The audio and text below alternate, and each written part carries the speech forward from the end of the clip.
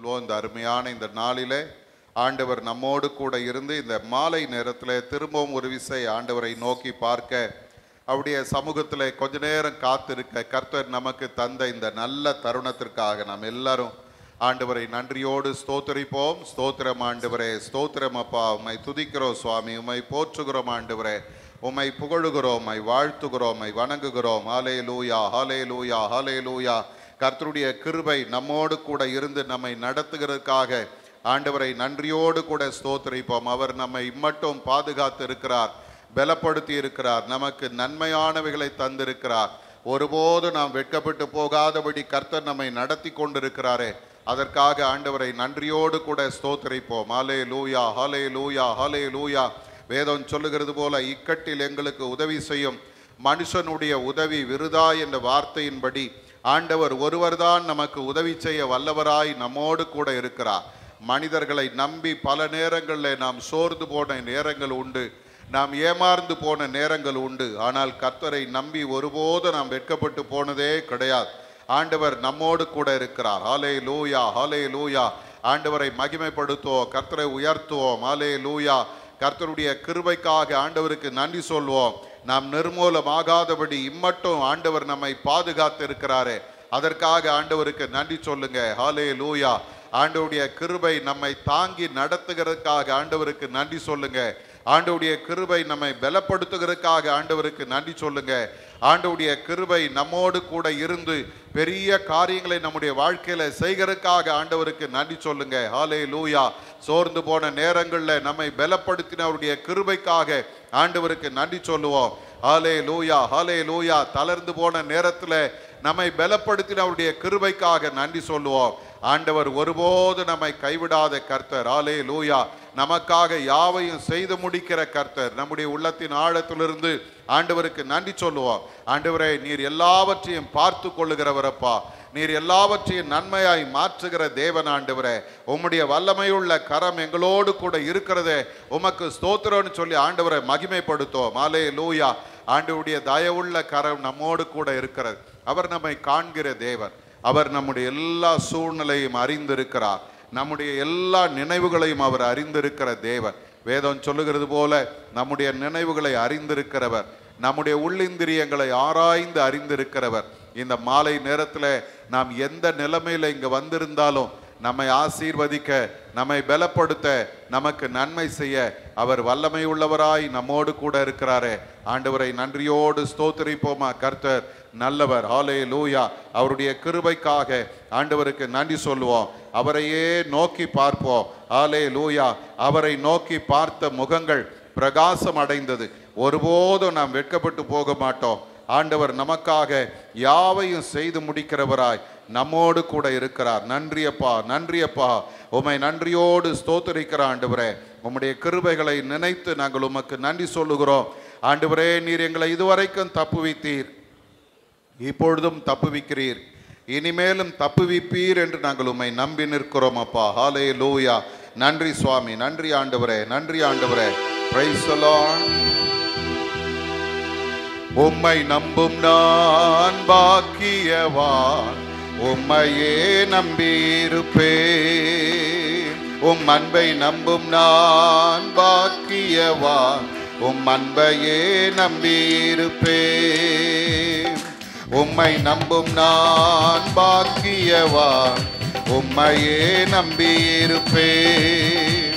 உம் அன்பை நம்பும் நான் பாக்கியவான், உம் அன்பையே நம்பியிருப்பேன். உம்மை நம்புவேன், நான் உம்மை நம்புவேன், உம்மையே நம்பியிருப்பேன். உம்மை நம்புவேன், நான் உம்மை நம்புவேன், உம்மையே நம்பியிருப்பேன்.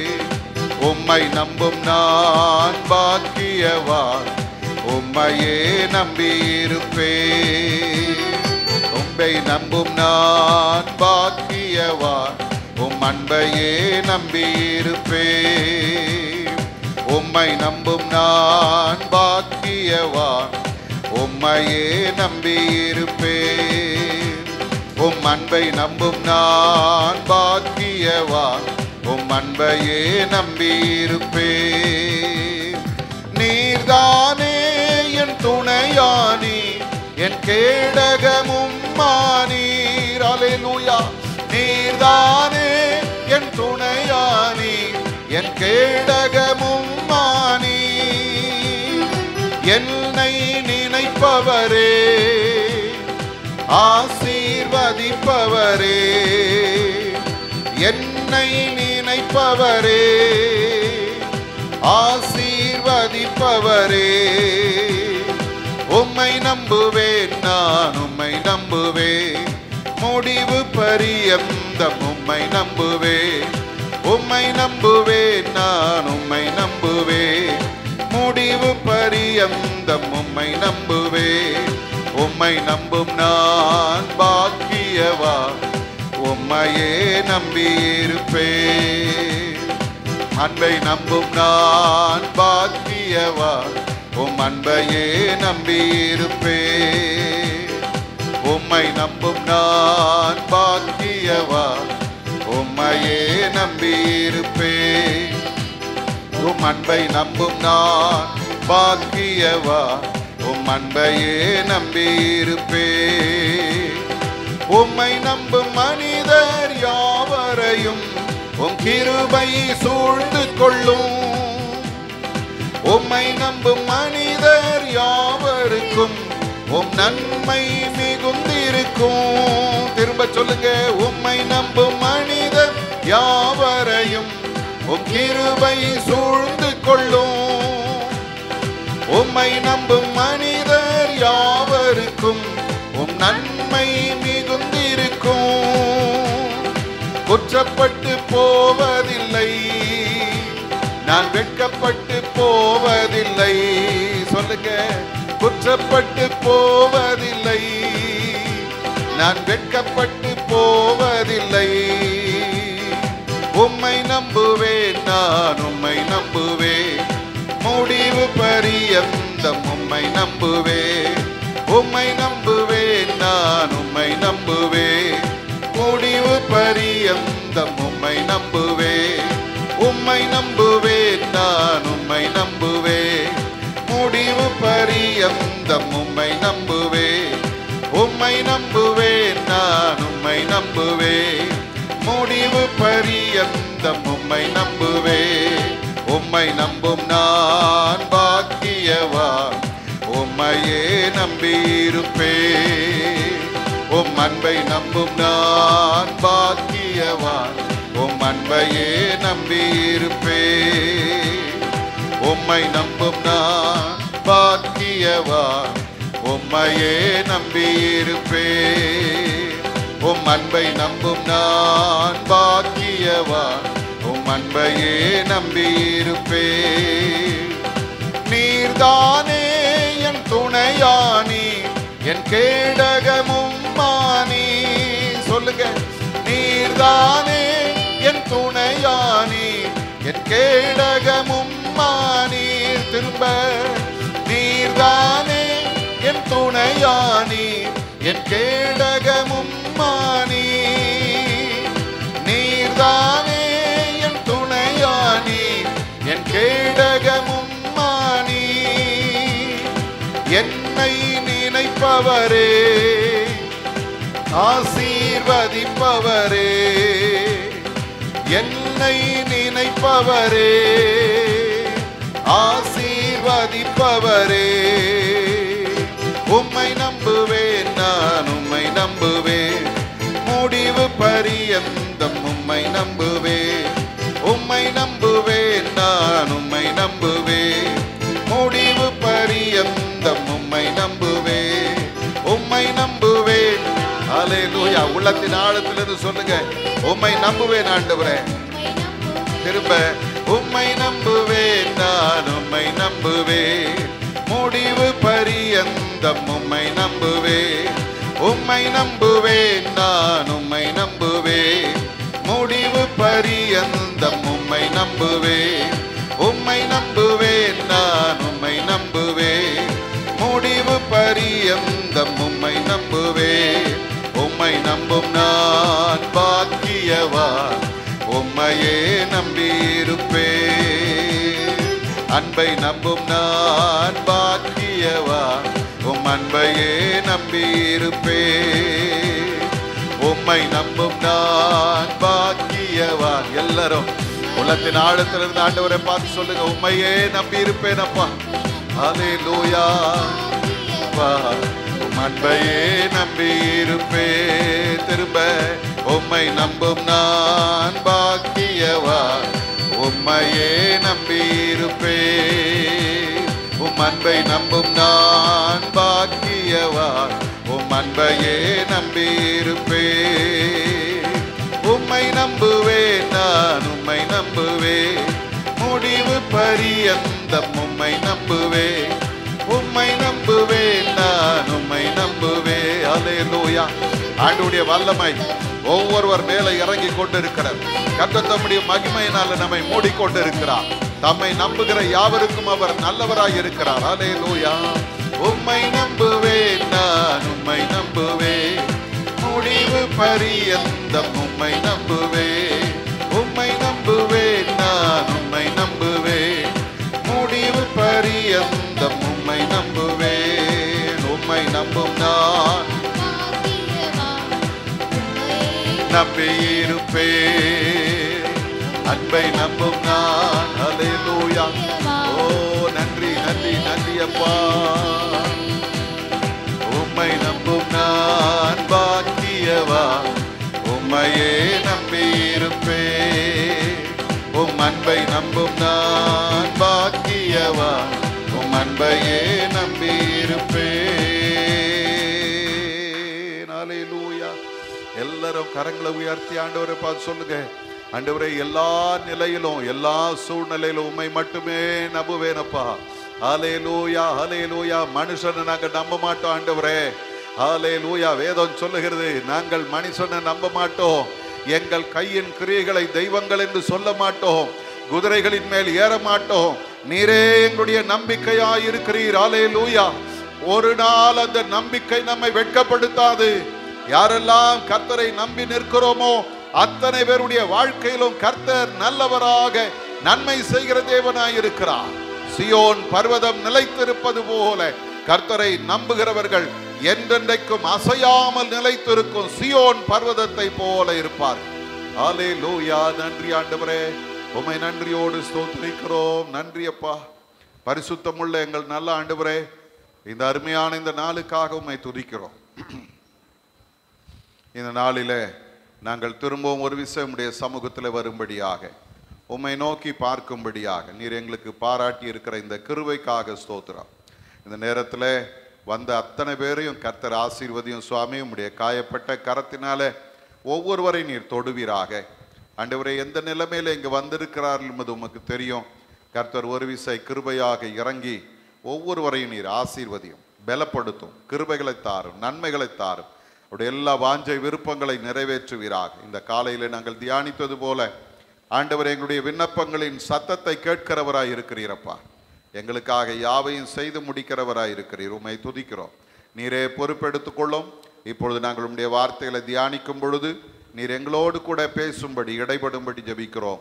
எல்லா தடைகளை மாற்றும், சிந்தைகளை ஒருமுகப்படுத்தும், எண்ணங்களை சீர்படுத்தும். கண்மலையும் மீட்பருமாகிய கர்த்தாவே, எங்களுடைய வாயின் வார்த்தையும் எங்களுடைய இருதயத்தின் தியானமும் உம்முடைய சமூகத்திலே பிரீதியாயிருப்பதாக. ஆமேன் ஆமேன். அல்லேலூயா. கர்த்தர் நல்லவர். சத்தமா சொல்லுங்க, கர்த்தர் நல்லவர், அவர் கிருபை என்றும் உள்ளது. இந்த மாலை நேரத்திலும் இந்த லெந்து நாட்களின் ஆதாரமாக நாம் தியானித்து கொண்டிருக்கிற கர்த்தருடைய வார்த்தை 1 கொரிந்தியரின் புஸ்தகம் 1ஆம் அதிகாரத்தின் 26வது வசனம். 1 கொரிந்தியர் 1:26. எப்படியெனில் சகோதரரே, நீங்கள் அழைக்கப்பட்ட அழைப்பை பாருங்கள். நீங்கள் அழைக்கப்பட்ட அழைப்பை பாருங்கள். இந்த வருடத்தில் இந்த லெந்து நாட்களில் நாம் இந்த வசனத்தை ஆழமாய் சிந்திக்க கர்த்தர் நமக்கு கிருபை செய்து கொண்டிருக்கிறார். நாம் எல்லாரும் நாம் அழைக்கப்பட்ட அழைப்பிலே உறுதியாய் நிலைக்க வேண்டும் என்று ஆண்டவர் எதிர்பார்க்கிறார். அவருடைய அழைப்பு ஒரு நாளும் மாறாது. என்னை எதற்காக கர்த்தர் அழைத்தாரோ அந்த அழைப்பு அல்லது அந்த நோக்கம் நம் வாழ்க்கையில் நிறைவேற வேண்டும் என்று கர்த்தர் விரும்புகிறார். ஆனால் பல நேரங்களில் அந்த அழைப்பை மனிதன் என்ன செய்கிறான், மாற்ற நினைக்கிறான் அல்லது உதாசீனப்படுத்தி விடுகிறான். ஆகவே தான் அப்போஸ்தலனாகிய பவுல் நமக்கு சொல்லுகிற ஒரு ஆலோசனை என்ன அப்படின்னா, உங்களை ஆண்டவர் அழைத்த அந்த அழைப்பை பாருங்கள் என்று சொல்லி நமக்கு ஒரு ஆலோசனை கொடுக்கிறார். அதே 1 கொரிந்தியர் 7ஆம் அதிகாரத்திற்கு வருவீர்களானால் அங்கே 20வது வசனத்திலே சொல்லும் பொழுது அங்கே இன்னொரு ஆலோசனையும் அவர் சொல்லுகிறார். அவனவன் தான் அழைக்கப்பட்ட நிலைமையிலே நிலைத்திருக்க கடவன் என்று சொல்லுகிறார். அழைக்கப்பட்ட அழைப்பிலே என்ன செய்ய வேண்டும், நிலைத்து நிற்க வேணும்.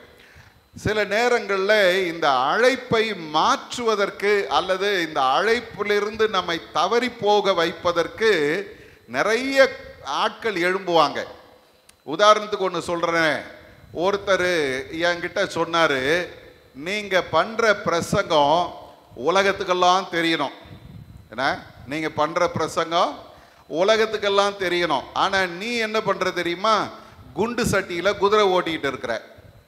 ஒரு திருச்சபையில் உட்கார்ந்துக்கிட்டு அந்த மக்களுக்கு மட்டும் பேசிக்கிட்டு நீ காலத்தை போக்கிட்டு இருக்கிற. நீ வெளியே வா, எங்க சர்ச்சை விட்டு வெளியே வா, உலகமெல்லாம் நீ போய் பேசு, அது கேட்கறதுக்கு ஆட்கள் இருக்கிறாங்கன்னார். இதை கேட்ட உடனே ஒரு சின்ன ஆசை மனசுக்குள்ள, சரி வெளியே போனால் அப்போ நம்ம இன்னும் ஃபேமஸ் ஆகலாம் போல, இன்னும் பெரிய ஆளாக இல்லாம் போல, இன்னும் நிறைய பேர் நம்ம வார்த்தையை கேட்பாங்க போல அப்படின்னு ஒரு குறிப்பிட்ட வருஷத்தில் அந்த அந்த எண்ணம் அப்படியே தொடர்ந்து வருகிறது. இதுதான் என்னுடைய அழைப்பா, அல்லது இதுக்கு வெளியே போய் ஆண்டவருடைய ஊழியத்தை கன்வென்ஷன் பிரசங்கியாரா சுவிசேஷ ஊழியரா செய்யணுமா அப்படின்ற ஒரு பெரிய கேள்வியோடு நான் இருந்து கொண்டிருக்கிறேன். அந்த வருஷம் இறுதியில் வந்தோம். அப்போ பார்த்தீங்கன்னா நான் அந்த திருச்சபையில் ஒரு பழக்கம் என்னென்னா, டிசம்பர் மாதத்தில் 29, 30 அதோட 1ஆம் தேதி மாலை, இந்த 3 நாள் தொடர்ந்து கன்வென்ஷன் நடக்கும். அப்படி நடக்கும்போது இந்த 3வது நாள் கன்வென்ஷன் கூட்டத்தில் அப்போது அவர் டேவிட் எத்ராஜ், சுவிசேஷகர் டேவிட் எத்ராஜ், அவர் பிரசங்கம் பண்ணிட்டு இருக்கிறார். அவர் சங்கீத புஸ்தகத்திலிருந்து நல்ல ஆழமான சத்தியத்தை அவர் பேசி கொண்டிருக்கிறார்.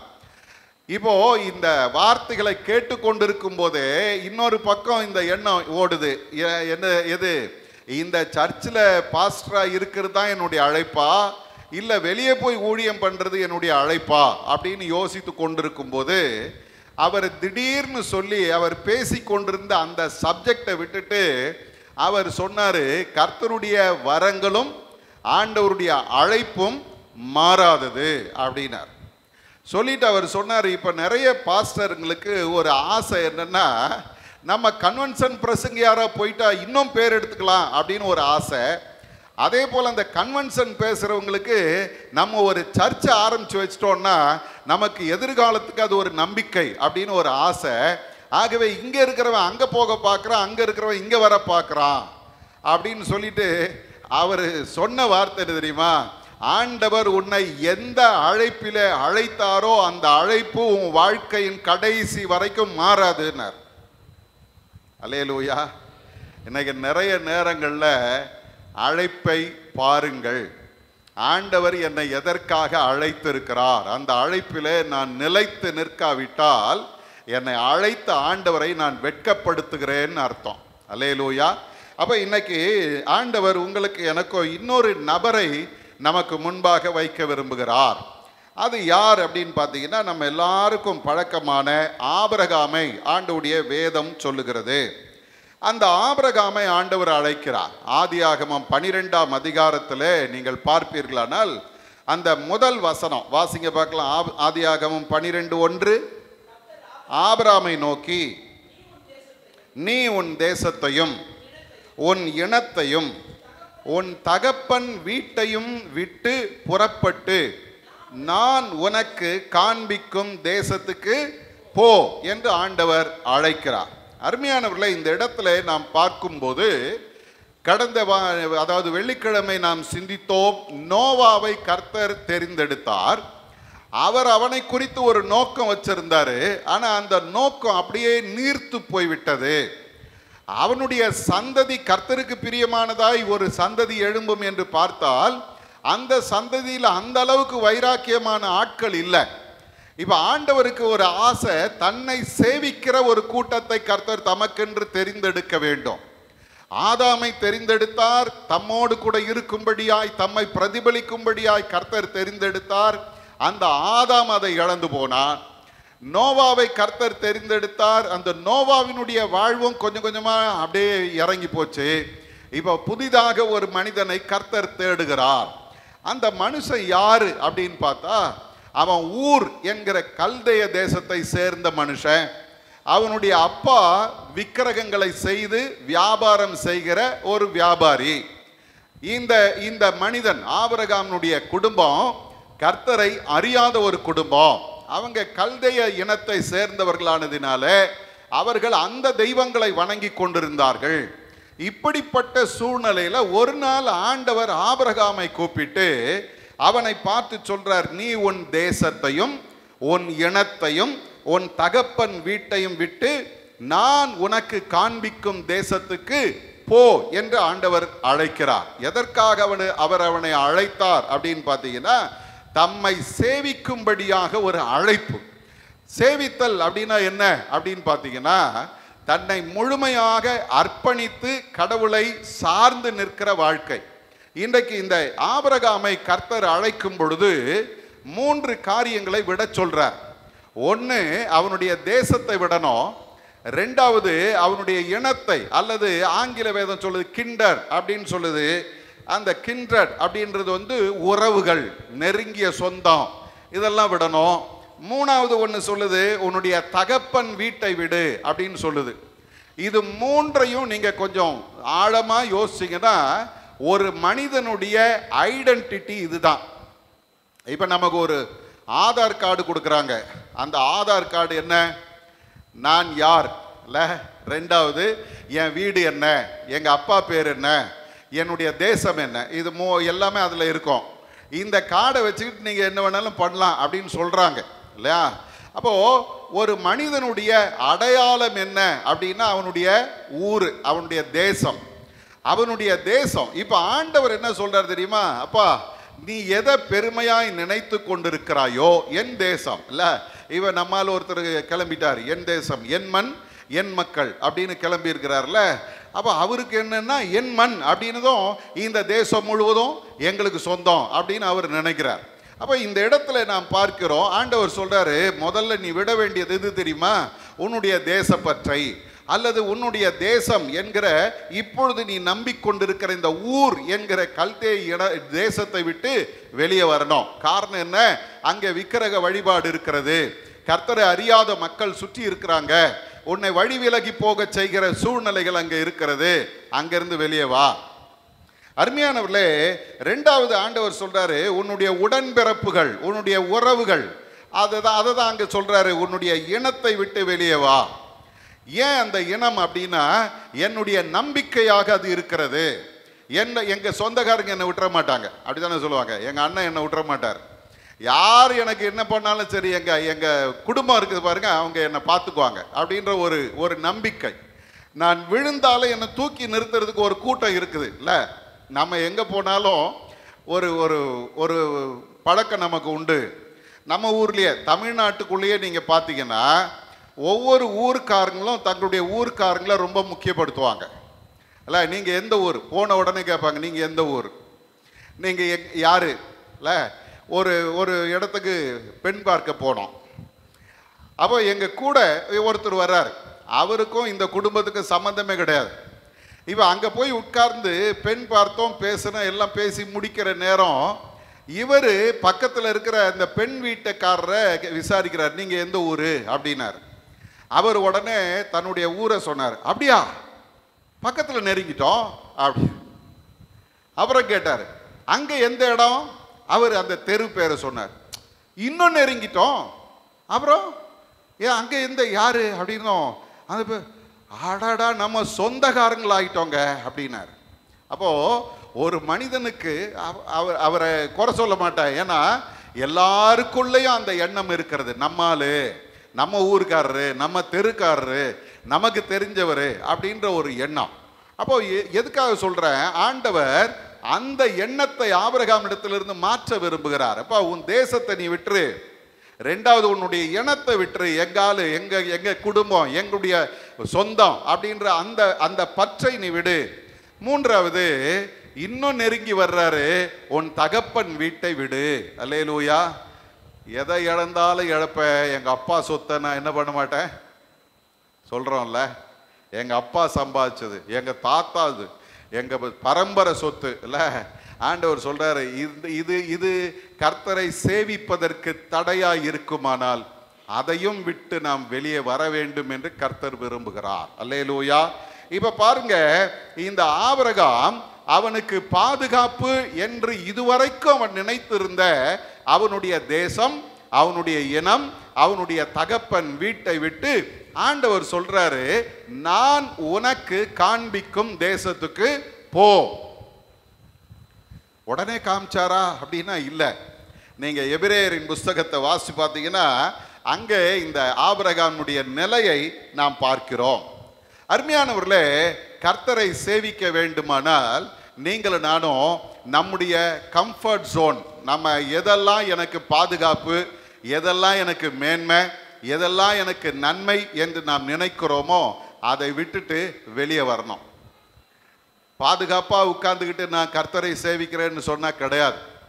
இன்னைக்கு அருமையான தேவ ஜனமே, ஒன்று தெரிஞ்சுக்கங்க, நீங்களும் நானும் விடுதலையோடு சமாதானத்தோடு தேவ சமூகத்தில் இங்கே உட்கார்ந்து இருக்கிறோன்னா, ஒரு கூட்டம் மிஷினரிகள் தங்களுடைய தேசத்தை விட்டு, தங்களுடைய குடும்பத்தை விட்டு, தங்களுடைய இனத்தை விட்டு, தகப்பன் வீட்டை விட்டு அவங்க அனாதைகளை போல இந்த தேசத்தில் வந்து தங்களுடைய வாழ்க்கையை அவர்கள் இந்த தேசத்துக்காக அர்ப்பணித்ததுனால தான் நீங்களும் நானும் ஆண்டவரை அறிந்தவர்களாக இந்த இடத்துல உட்கார்ந்து இருக்கிறோம்.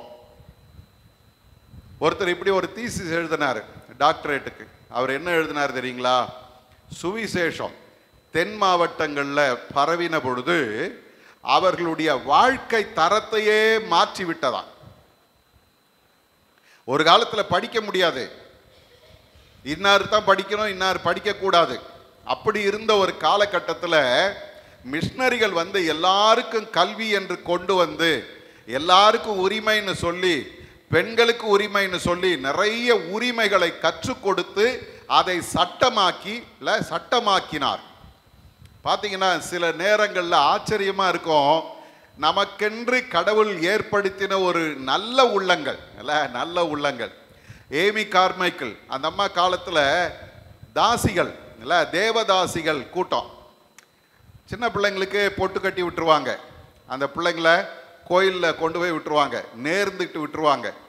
அந்த பிள்ளைகள் கோயிலில் தான் இருக்கும், கோயில் தர்மகர்த்தா தான் அதை அனுபவிப்பார், யாரும் கேள்வி கேட்க மாட்டாங்க.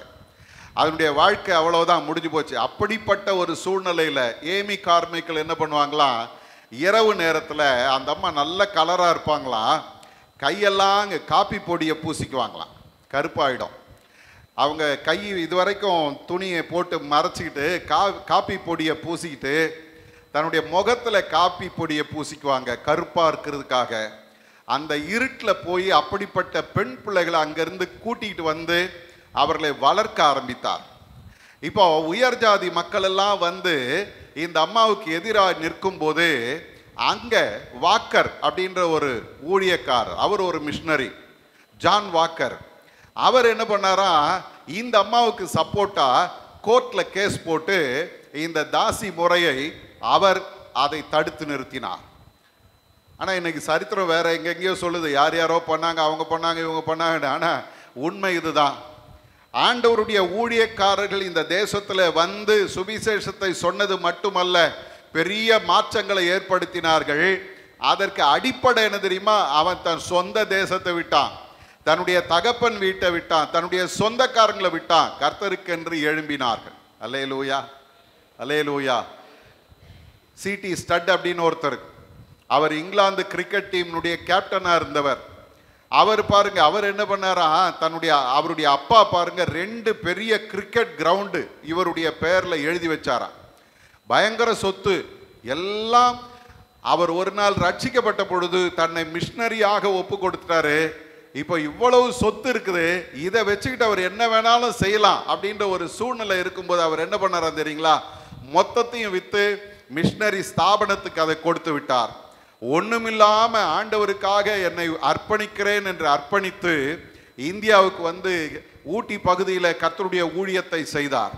இன்னைக்கு அருமையான தேவஜனமே, எதற்காக சொல்லுகிறேன்? தியாகங்கள் கர்த்தருடைய சித்தத்தை நிறைவேற்றினது.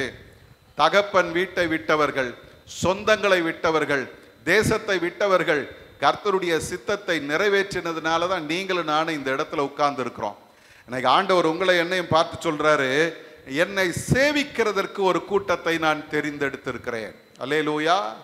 எல்லாவற்றையும் விட்டு என்னை தொடர்ந்து பின்பற்றுகிறவர்கள். பாருங்க, இப்போ ஆபிரகாமுடைய வாழ்க்கையை கொஞ்சம் நம்ம ஆராய்ந்து பார்த்தோம்னா, முதல்ல அவர் தன்னுடைய அந்த அழைப்பில நிலைத்து நிற்க செய்த முதல் காரியம் என்ன தெரியுங்களா? எபிரேயரின் புத்தகம் 11ஆம் அதிகாரம் 8வது வசனத்தை வாசிங்க. எபிரேயர் 11:8. விசுவாசத்தினாலே ஆபிரகாம் தான் சுதந்திரமாக பெறப்போகிற இடத்துக்கு போகும்படி அழைக்கப்பட்ட போது கீழ்ப்படிந்து, பாருங்க, முதல்ல பாருங்க, தான் போகும் இடம் இன்னது என்று அறியாமல் புறப்பட்டு போனான். எங்க போறோம், எப்படி இருக்க போகிறோம், யார் நம்மளை போஷிக்க போறாங்க, ஒண்ணுமே தெரியாது. ஆனா நம்பி போனான். இதுதான் சேவிக்கிற மக்களின் முதல் அடையாளம். என்னது?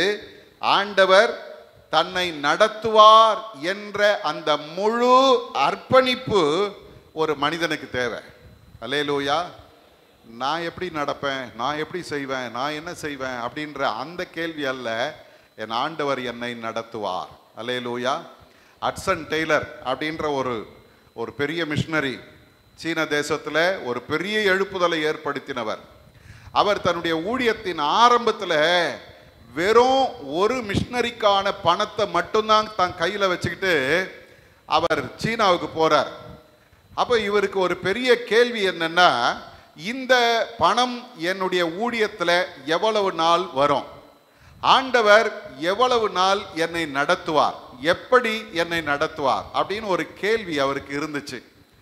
ஆனால் அவருக்கு பாருங்க, ஒரு நம்பிக்கை கூடவே இருந்தது. என்ன தெரியுமா? எந்த நிலையிலும் கர்த்தர் என்னை கைவிட மாட்டார். அவருக்கு சப்போர்ட் பண்றேன்னு சொன்ன மிஷனரி ஸ்தாபனம் கொஞ்ச நாள்ல அவர்களுடைய சப்போர்ட்டை நிறுத்திட்டாங்க. அவங்க என்ன சொல்றாங்க தெரியுமா? நீ அந்த இடத்துல ஊழியம் செய்து ஒன்றும் சாதிக்க போறதில்ல, திரும்பி வந்துருன்ட்டாங்க. ஆனா இவர் என்ன சொன்னாரா தெரியுமா? ஆண்டவர் என்னை அழைத்திருக்கிறார், அவர் என்னை நடத்துவார். நல்லா பார்த்தீங்கன்னா அவருடைய அந்த ஊழியத்தில் கடவுள் அவரை ஆசீர்வதித்து அவருடைய தேவைகளை சந்தித்து அந்த ஊழியத்தை நிறைவேற்ற செய்தார்.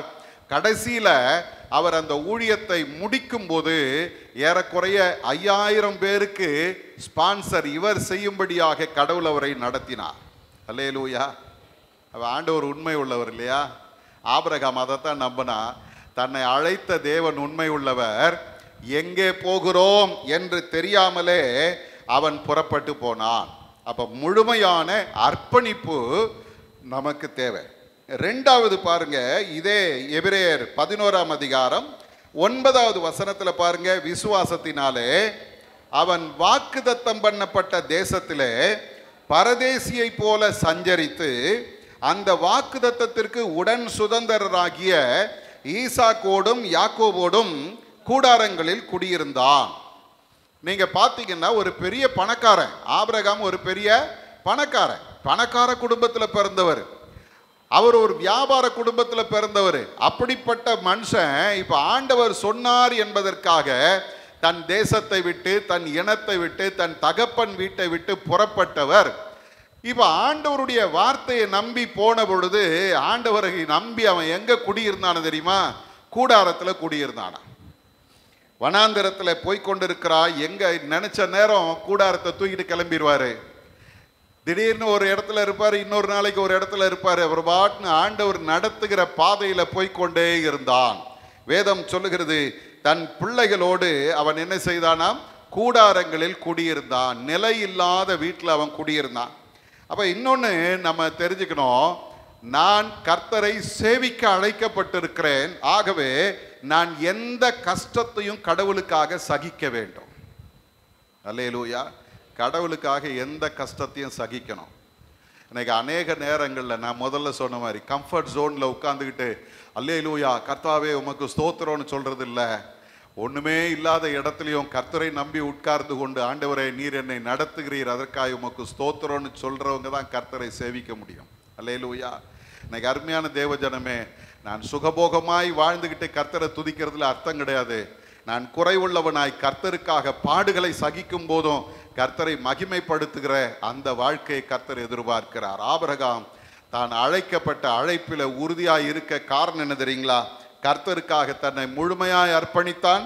ரெண்டாவது, கர்த்தருக்காக கஷ்டத்தை சகித்தான். மூன்றாவது, நீங்க பார்த்தீங்கன்னா அதே 11ஆம் அதிகாரம் 10வது வசனத்தில் சொல்லுகிறது, ஏனெனில் தேவன் தாமே கட்டி உண்டாக்கின அஸ்திபாரங்கள் உள்ள நகரத்துக்கு அவன் காத்திருந்தான். மூணாவது, ஆண்டவருடைய வாக்குத்தத்தம் நிறைவேறுகிற வரைக்கும் பொறுமையோடு காத்திருக்கிறவர்கள் தான் கர்த்தரை முழுமையாய் சேவிக்க முடியும். அல்லேலூயா. வாக்குத்தத்தம் உடனே நிறைவேறணும், வாக்குத்தத்தம் உடனே நடைபெறணும் அப்படின்னு சொல்லி ஆபிரகாம் பதறி ஓடல. அவனுடைய வாழ்க்கையை பார்த்தீங்கன்னா 25 வருஷம் ஆண்டவருடைய வாக்குத்தத்தம் நிறைவேற அவன் காத்திருந்தான் குழந்தைக்காக. அதன் பிறகு நீங்க பார்த்தீங்கன்னா அவனுடைய வாழ்க்கையில ஒரு குழந்தை கூட கிடையாது. ஆனா கர்த்தர் சொல்றாரு, உன் நிமித்தம் பூமியில் உள்ள சகல ஜனங்களும் ஆசீர்வதிக்கப்படுவார்கள், உன்னை பெரிய மக்கள் கூட்டமாக நான் மாற்றுவேன். ஆபிரகாமுக்கு உள்ளத்துக்குள்ள ஒரு பெரிய ஏக்கம் என்ன தெரியுமா? ஒரு குழந்தை கிடையாது சுவாமி, நீர் எனக்கு என்ன தர போறீங்க? ஆனா அந்த சூழ்நிலையிலும் ஆபிரகாம் காத்திருந்தானா? எதற்காக தெரியுமா? என்னை அழைத்த தேவன் எனக்கென்று ஒரு நகரத்தை கட்டி என்னை வாழ வைப்பார். அல்லேலூயா. இந்த மாலை நேரத்தில் ஆண்டவருடைய சமூகத்தில் வந்திருக்கிற தேவ ஜனமே, ஆண்டவர் தம்மை சேவிக்கும்படி நம்மை அழைத்திருக்கிறார். நம்மிடத்தில் அவர் எதிர்பார்க்கிற மூன்றாவது தன்மை என்ன தெரியுமா? நன்மையை பெறும்படிக்கு பொறுமையோடு காத்திருக்கிறவர்கள் தேவை. அல்லேலூயா. பதறி போய் கடவுளை குறை சொல்றவங்க இல்லை, பதறி போய் கடவுளை விட்டு ஓடுறவங்க கிடையாது, ஐயோ தெரியாம வந்துட்டோம் போல அப்படின்னு ஓடுற ஆட்கள் இல்லை. எல்லா நிலையிலும் பொறுமையோடு சகித்து கொண்டு கர்த்தருக்காக நம்பிக்கையோடு காத்திருக்கிறவர்கள், அவர்களுக்கு தான் ஆண்டவர் தம்முடைய ஆசீர்வாதத்தை வைக்கிறாரு. அந்த 2வது 3வது ஆதியாகமம் 12ஆம் அதிகாரம் 2வது 3வது வசனத்தை பார்த்தீங்கன்னா, உன்னை பெரிய மக்கள் கூட்டமாக மாற்றுவேன், பெரிய ஜாதியாக்குவேன். 2வது, நான் உன்னை ஆசீர்வதிப்பேன். 3வது, உன் பேரை பெருமைப்படுத்துவேன். 4வது, நீ ஆசீர்வதிக்கிறவன் ஆசீர்வதிக்கப்பட்டிருப்பான், உன்னை ஆசீர்வதிக்கிறவன் ஆசீர்வதிக்கப்பட்டிருப்பான், உன்னை சபிக்கிறவன் சபிக்கப்பட்டிருப்பான். ஆசீர்வாதம் நம் மூலமாக மற்றவர்களுக்கு வருகிறது. அதோட எல்லா ஜனங்களும் உன் மூலமாய் ஆசீர்வதிக்கப்படுவார். எவ்வளவு பெரிய பாக்கியம் தெரியுங்களா ஆபிரகாமுக்கு? இந்த மாலை நேரத்தில் ஆண்டவர் ஆபிரகாமை அழைத்தது போல உங்களை என்னை அழைத்திருக்கிறார். இந்த லெந்து நாட்களில் நீங்களும் நானும் தெரிந்து கொள்ள வேண்டிய ஒரு காரியம் உண்டு. என்ன தெரியுமா? என்னை அழைத்த தேவன் எதற்காக அழைத்திருக்கிறார் தெரியுமா? அவரை சேவிக்கும்படியாக, அவருக்காக தியாகம் செய்து முழுமையாக அர்ப்பணித்த மக்கள். 2வது, அவருக்காக கஷ்டங்களையும் பாடுகளையும் சகிக்கிறவர்கள். 3வது, அவருக்காக பொறுமையோடு காத்திருக்கிறவர்கள் அவரை சேவிப்பார்கள். இன்றைக்கு அப்படி நம்மை ஒப்பு கொடுப்ப. ஆண்டவரே, நான் உமக்கு என்னை முழுமையாக அர்ப்பணிக்கிறேன். என்னுடைய நம்பிக்கை, என்னுடைய பெருமை, என்னுடைய மேன்மை எல்லாவற்றையும் நான் தூக்கி போட்டுவிட்டு உம்மையே நம்பி நான் வருவேன். அப்பா, ஒப்பு கொடுப்போமா? நீ உன் தகப்பன் வீட்டையும் உன் இனத்தையும் உன் தேசத்தையும் விட்டு நான் உனக்கு காண்பிக்கும் தேசத்துக்கு போ என்று ஆண்டவர் சொன்ன பொழுது அவன் அப்படியே நம்பி புறப்பட்டு போனான். பரதேசியாய் சுற்றி திரிந்தான். அவன் கூடாரத்தில் வாசம் பண்ணினான். அவன் அந்த கர்த்தருடைய நகரத்துக்காக பொறுமையோடு காத்திருந்தான். அவனைத்தான் கர்த்தர் ஆசீர்வதித்தார். அவன் மூலமாக இன்றைய வரைக்கும் அந்த சந்ததி ஆசீர்வாதமாக இருக்குது. அந்த சந்ததியின் மூலமாக இந்த உலகம் ஆசீர்வதிக்கப்பட்டிருக்கிறது. இன்றைக்கு ஆண்டவருடைய கரத்தில் ஒப்பு கொடுப்ப. ஆண்டவரே, என்னை அழைத்த அந்த அழைப்பில் நான் உறுதியாய் நிலைத்திருக்க எனக்கு கிருபை செய்யும். அன்பின் பரலோக பிதாவே, இந்த வார்த்தைக்காக ஸ்தோத்திரம் சுவாமி. உம்முடைய சமூகத்தில் எங்களை அர்ப்பணிக்கிறோம். நாங்கள் அழைக்கப்பட்ட அழைப்பை பார்க்கிறோம். நீர் எங்களை உம்மை சேவிக்கும்படி அழைத்திருக்கிறீர்.